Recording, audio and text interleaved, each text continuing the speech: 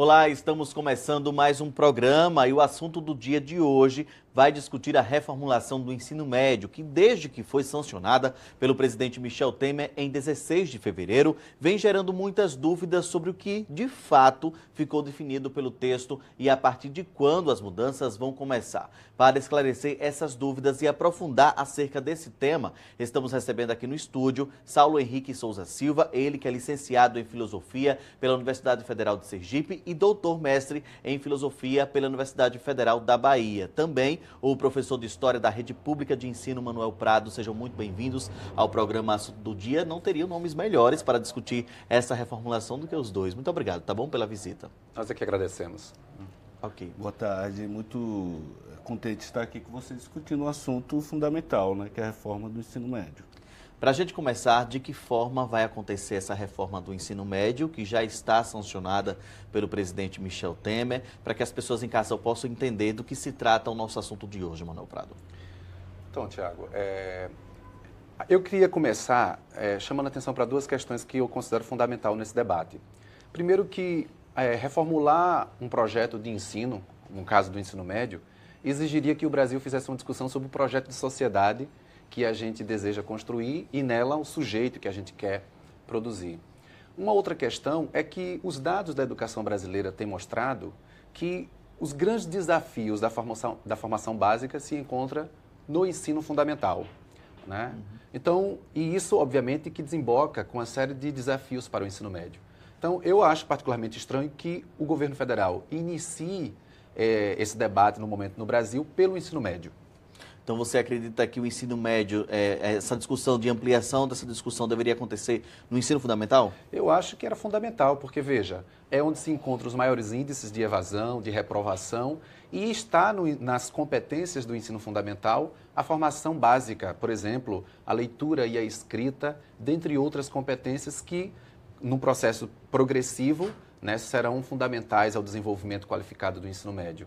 E esses são os grandes desafios hoje da educação básica brasileira e a gente começa, né, um grande debate nacional pelo ensino médio. Saulo, na sua opinião, essa reforma chegou em boa hora ou ela poderia estar acontecendo da forma que o Manuel falou, no ensino fundamental primeiro, para que depois chegasse ao ensino médio? Bom, então veja o que eu posso trazer aqui para vocês, que reflexão posso trazer sobre essas reformas. É óbvio que discutir sobre a questão da educação ela é fundamental.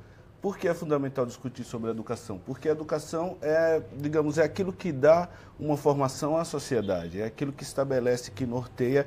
Então, nada melhor que algo que é tão importante como a educação seja de fato discutido e seja discutido com o melhor interesse possível. Agora, o que acontece com essa reforma é o seguinte, ela parte de certos pressupostos, dá para entender, por exemplo, de maus resultados que vem acontecendo no âmbito dos institutos mesmo, que fazem os levantamentos. Você também tem um problema que eles alegam no texto inicial da medida provisória, que também você tem um número muito grande de disciplinas e que não permite uma flexibilização dos conteúdos. Ou seja, são 13 disciplinas, você tem problema do rendimento dos alunos, tudo bem. Então, de fato, você tem um problema na educação básica. Agora, como o colega aqui falou, Marcelo, veja, nenhuma reforma dessa natureza pode ser empregada sem uma discussão anterior. E o que aconteceu foi justamente o seguinte, foi que esse governo, né, que está aí que tem um ano e pouco que está no poder, mas que chegou, quando implementou a medida provisória, foi em menos de um mês de governo, veja, implementou uma medida provisória sem fazer nenhuma discussão com a sociedade civil, sem fazer nenhuma discussão com os gestores das escolas, com os professores da escola, sem fazer nenhuma discussão com a universidade. É porque é uma discussão tão ampla, é um assunto que vai modificar tanto a vida das pessoas, principalmente para o ensino médio, que as discussões não foram suficientes. Não foram suficientes, foram muito pequenas e eu penso que aí por esse motivo, a reforma ela acaba sendo, digamos assim, ela acaba se tornando um monstrengo que visa reformar e alterar diversos pontos da LDB sem de fato haver uma discussão para isso. Então, como o colega aqui falou, você tem que discutir a educação fundamental, você tem que discutir o ensino médio e você também tem que discutir a própria universidade, o próprio ensino técnico, ou seja, não dá para fazer reformas sem esse nível de discussão e de maturação das ideias. É por isso que hoje está gerando tanta polêmica, não é isso, Manuel? Visto de forma isolada, a medida provisória e a proposta de reforma, né? Quer dizer, hoje uma lei estabelecida, né? ela traz algumas coisas positivas, né? Mas eu continuo insistindo na ideia de que, sem fazer um grande projeto de qualificação da oferta do ensino fundamental, a gente continuará tendo um ensino médio problemático, na medida em que os estudantes que chegam para essa etapa do ensino não estão devidamente qualificados para tal. Vamos entrar então agora nos pontos específicos dessa medida provisória, dessa reforma do ensino médio, para que a gente possa destrinchar um pouco do que se trata, da forma que vai acontecer a partir de então. Nós, atualmente, como o Saulo falou, nós temos 13 disciplinas, não é isso? Isso. 13 disciplinas e agora passam a ser 5, né, áreas para o estudo. Outra questão é a questão do horário, né? Flexibiliza o conteúdo que será ensinado aos alunos, muda a distribuição do conteúdo das 3 disciplinas tradicionais ao longo dos 3 anos do ciclo. Dá novo peso ao ensino médio e incentiva a ampliação de escolas de tempo integral. Aí é quando a gente se fala, essas 3 disciplinas não eram suficientes? Eu, particularmente, esse é um dos pontos que eu considero positivo. Agora, sim, chamar de positivo um aspecto isolado dentro de uma reforma complicada em outros tantos aspectos pode parecer estranho. Eu entendo que realmente a escola básica brasileira precisa sofrer alterações no que diz respeito ao conjunto de saberes e o modo como eles estão distribuídos no tempo e no espaço escolar. Então a gente realmente precisa rever isso.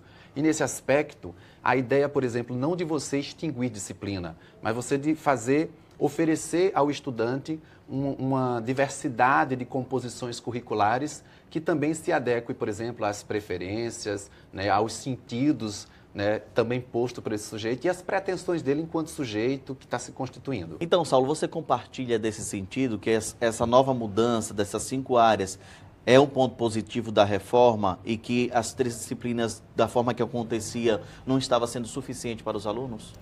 Veja, eu não sei se a questão não é de suficiência.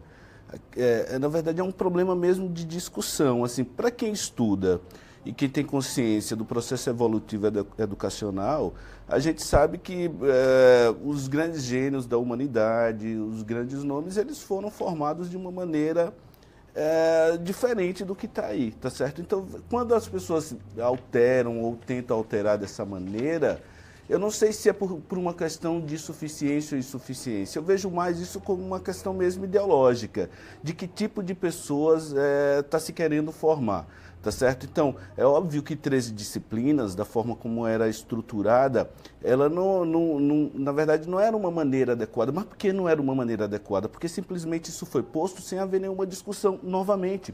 Então, por exemplo, com as reformas da LDB, se eu não me engano, em 2008, que trouxe filosofia e artes como disciplinas obrigatórias, isso foi um ponto importante, mas isso foi posto sem nenhuma discussão. Então, por exemplo, por que a disciplina matemática, vejam bem a grande questão, por que a disciplina matemática tem que ter 5 horas semanais e a disciplina, por exemplo, sociologia tem que ser no máximo 1 ou 2 horas? Por que isso?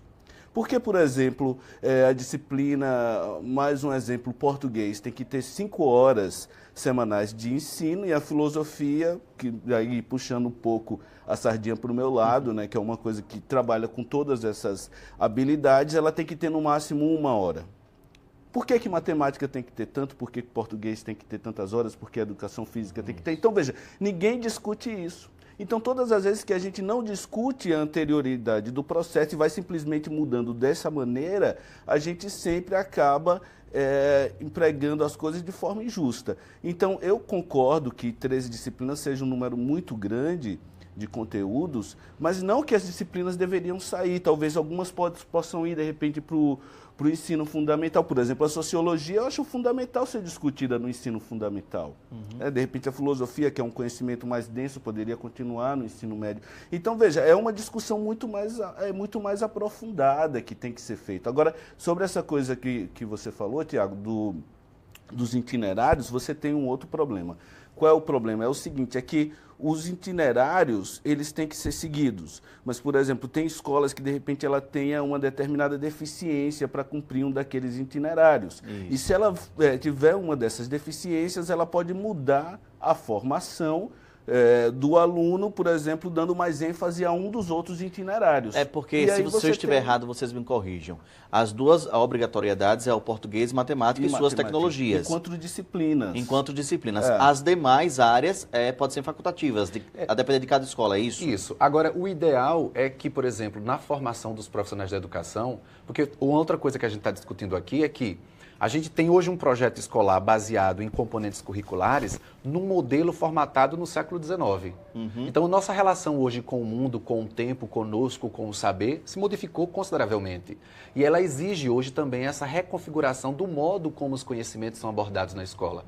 Então, a ideia de você mexer com essa estrutura do tempo e do espaço escolar a partir dos componentes curriculares também vem nessa perspectiva de você olhar, por exemplo, a história no diálogo com todas as outras disciplinas da área de ciências humanas, mas também das outras áreas de conhecimento, e assim, respectivamente, em relação a todas as demais componentes curriculares. Então, espera-se que na composição de um itinerário curricular, o projeto da escola dê conta desse diálogo. Você não vai ver matemática isolado das outras áreas, você não vai ver, por exemplo, o conjunto de componentes escolhidos para aquele itinerário, que se de repente predominar as ciências humanas, mas que isso se faça num profundo diálogo com as ciências naturais, com as linguagens. Então, esse é o desafio que está colocado.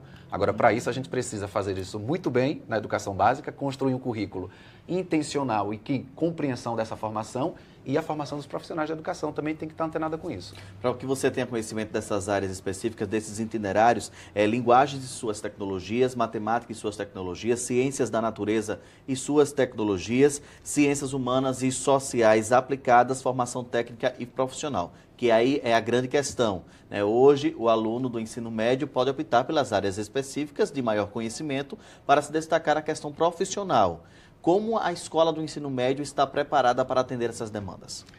Esse é um outro grande desafio, né? Ou seja, o que essa reforma do ensino médio traz é universalizar, por exemplo, a relação profunda, que eu entendo que também é importante, está previsto como um dos 3 grandes objetivos do ensino médio brasileiro, que é produzir um sujeito que também compreenda sua inserção no mundo do trabalho, né?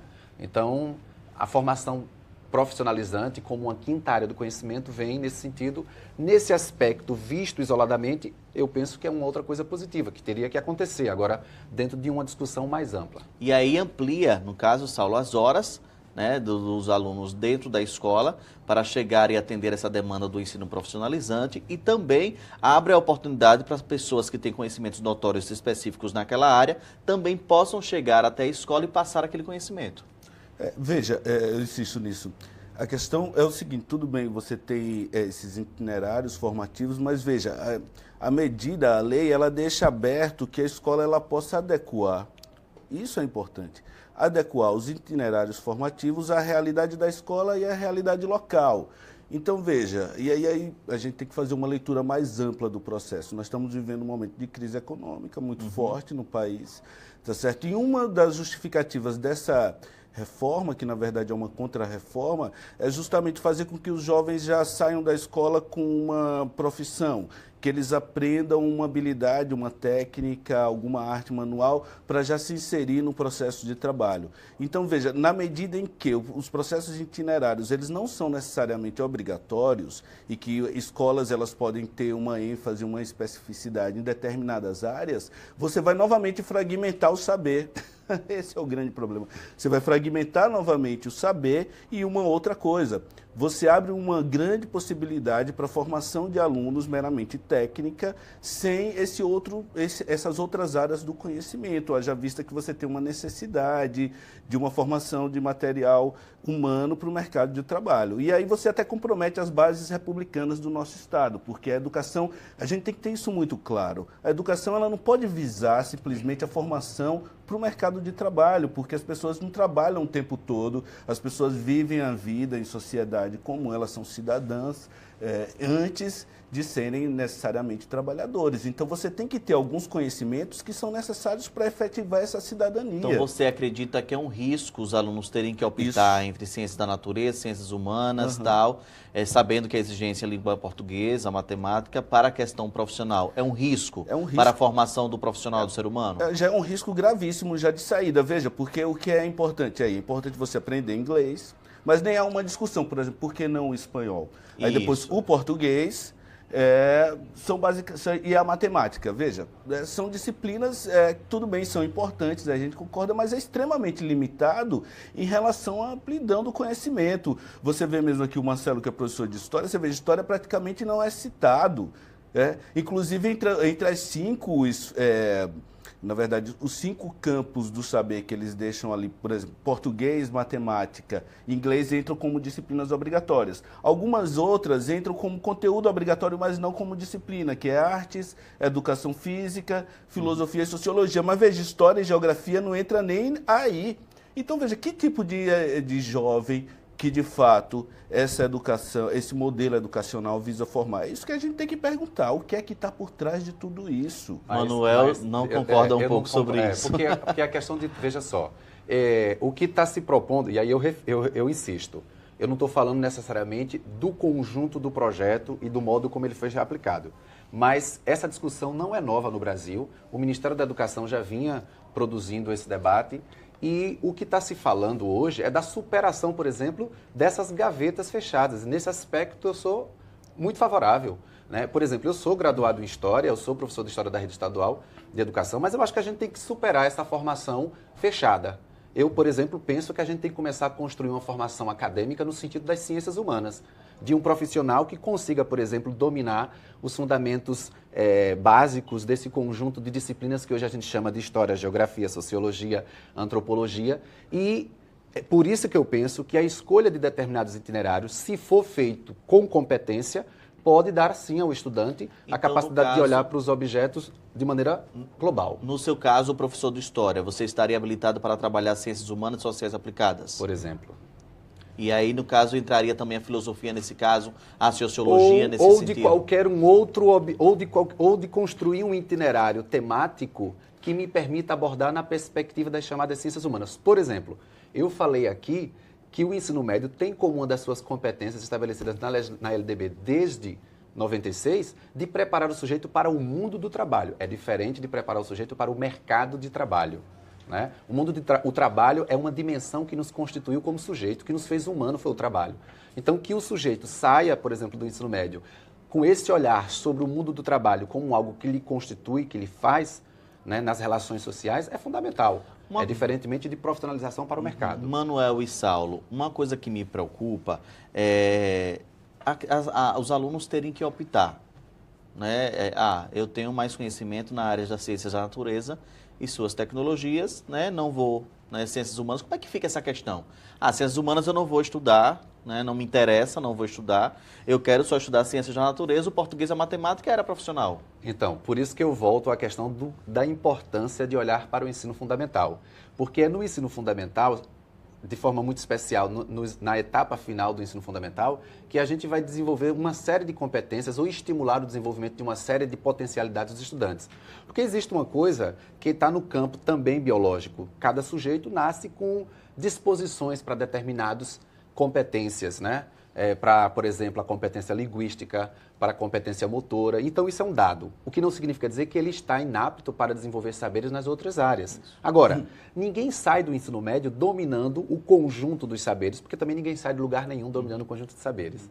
Então, o importante é que a gente, num projeto de sociedade, num projeto cultural de sociedade, faça bem o ensino fundamental, para que no ensino médio o estudante possa, por exemplo, fazer essa escolha a partir também das suas pretensões, das suas potencialidades. Agora, que essa formação do ensino médio não seja uma formação focada, mas uma formação que, partindo de uma área, dialogue com as outras. Esse é o modelo de ensino adotado em outros países que tem uma realidade totalmente diferente do Brasil.